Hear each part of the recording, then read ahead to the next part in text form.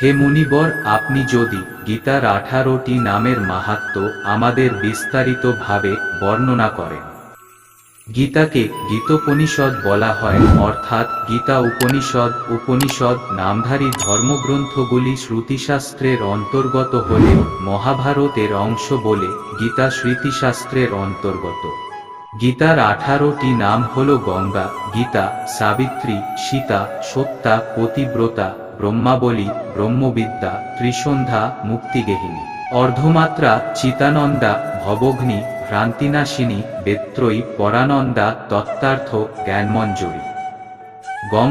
গঙ্গা স্নান যেমন মানুষকে পবিত্র করে, তেমনি গীতাও আমাদের মনকে পবিত্র করে বলে গঙ্গা গীতার অপর একটি নাম। গীতার পূর্ণ নাম ভগবদ্গীতা, যার অর্থ ভগবানের গান। ভগবদ্গীতার সংক্ষিপ্ত বা ডাকনাম হিসেবে গীতা শব্দটি ব্যবহৃত।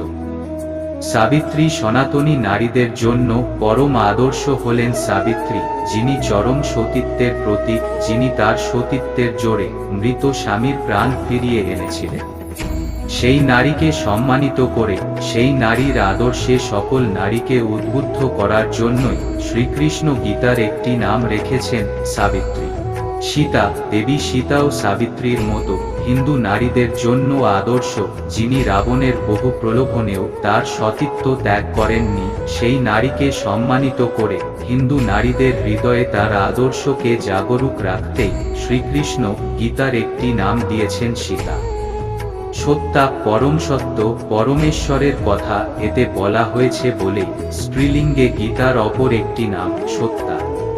পতিব্রতা, শ্রীকৃষ্ণ হলেন জগতের পিতা, আর গীতা মাহাত্ম্যে শ্রীকৃষ্ণ এটাও বলেছেন যে গীতাই আমার হৃদয়, ঠিক যেমন একজন প্রেমিক পুরুষ তার প্রেয়সীকে বলে যে তুমি আমার মন, প্রাণ, হৃদয় সব। গীতা মাহাত্ম্যে শ্রীকৃষ্ণ এটাও বলেছেন যে গীতাই আমার পরম আশ্রয় বা গীতাই আমার পরম গৃহ, যেমন একজন পুরুষ তার প্রিয় নারীর মধ্যে খুঁজে পায় তার পরম আশ্রয়। এই সূত্রে একজন পতিব্রতা নারীর ভূমিকা তার স্বামীর জন্য যেমন, ঠিক গীতার ভূমিকাও শ্রীকৃষ্ণের জন্য তেমন, যে কারণে শ্রীকৃষ্ণ নিজেই স্বীকার করেছেন যে গীতা আমার পরম গুরু। এই প্রেক্ষাপটেই গীতার একটি নাম পতিব্রতা।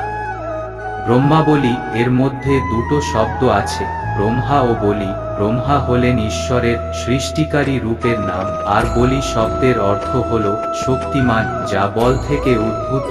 তাই ব্রহ্মাবলী শব্দের অর্থ ব্রহ্মারও শক্তি, যা সৃষ্টির শক্তিকে বোঝায়। যে কারণে শ্রীকৃষ্ণ গীতা মাহাত্ম্যেই বলেছেন, গীতার জ্ঞান আশ্রয় করিয়াই আমি ত্রিভুবন পালন করি, আর পালন করার পূর্বে তাকে সৃষ্টি করতে হয়। এই সৃষ্টির শক্তি বা জ্ঞান গীতাতে রয়েছে বলেই গীতার একটি নাম ব্রহ্মাবলী। ব্রহ্মবিদ্যা, গীতার জ্ঞান মানুষকে ঈশ্বর বা ব্রহ্মাকে জানতে ও বুঝতে সাহায্য করে, তাই এর একটি নাম ব্রহ্মবিদ্যা। মুক্তিগেহিনী, এখানে দুটি শব্দ আছে, মুক্তি আর গেহিনী। মুক্তি মানে আমরা সবাই জানি, গেহিনী শব্দটি গৃহিণী শব্দের অনুরূপ, আর গৃহিণী মানে যাকে গ্রহণ করা হয়, যার অন্য অর্থ হলো স্ত্রী। এভাবে মুক্তিগেহিনী মানে মুক্তিদাতা নয়, মুক্তিগ্রহিতা।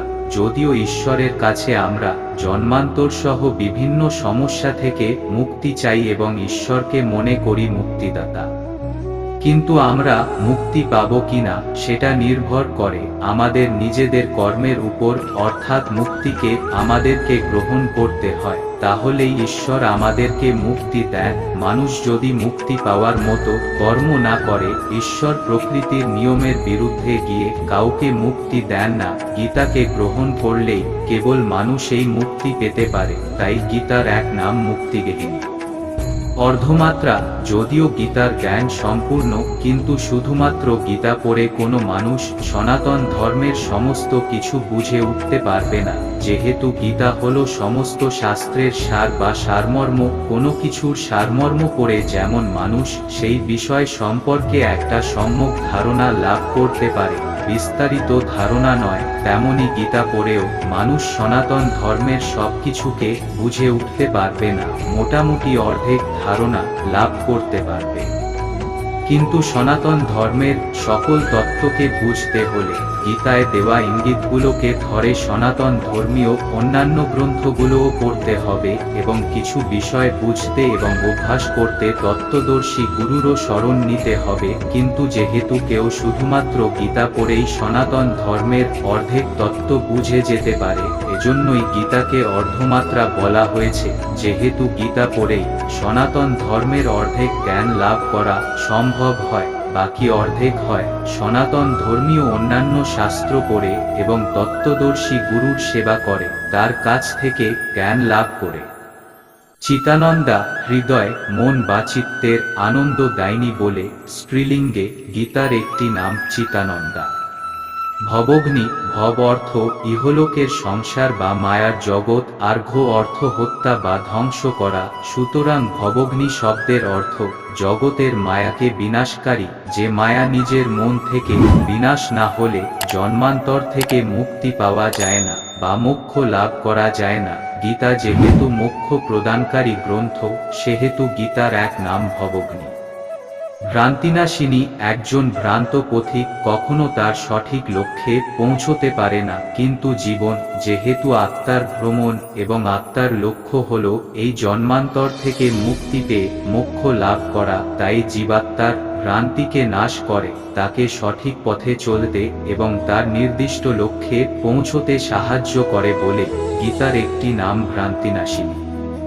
বেত্রয়ী, বেদ তিনটি যথা ঋক্, সাম ও যজু, এই তিন বেদের সার গীতার মধ্যে উপস্থিত বলে গীতার একটি নাম বেত্রয়ী। পরানন্দা, গীতা পাঠে শুধু নিজেই নয়, যে শ্রবণ করে তাকেও আনন্দ দেয়, এজন্যই গীতার একটি নাম পরানন্দা। তত্ত্বার্থ, গীতা হল সকল শাস্ত্রের সার বা তত্ত্ব, তাই গীতার একটি নাম তত্ত্বার্থ। জ্ঞানমঞ্জরি, গীতার প্রতিটা তত্ত্ব জ্ঞানে ভরপুর, এজন্য গীতার একটি নাম জ্ঞানমঞ্জরি। কোনো কিছুর নাম, সেটা ব্যক্তি হোক বা বস্তু হোক বা গ্রন্থ হোক, খুবই গুরুত্বপূর্ণ, কারণ ওই নাম দ্বারাই প্রাথমিকভাবে বোঝা যায় যে বিষয়টি কি এবং তা কোন বিষয়কে ধারণ করেছে। গীতার 18টি নাম বিভিন্ন দৃষ্টিকোণ থেকে গীতার বিভিন্ন বিষয়কে প্রকাশ করে।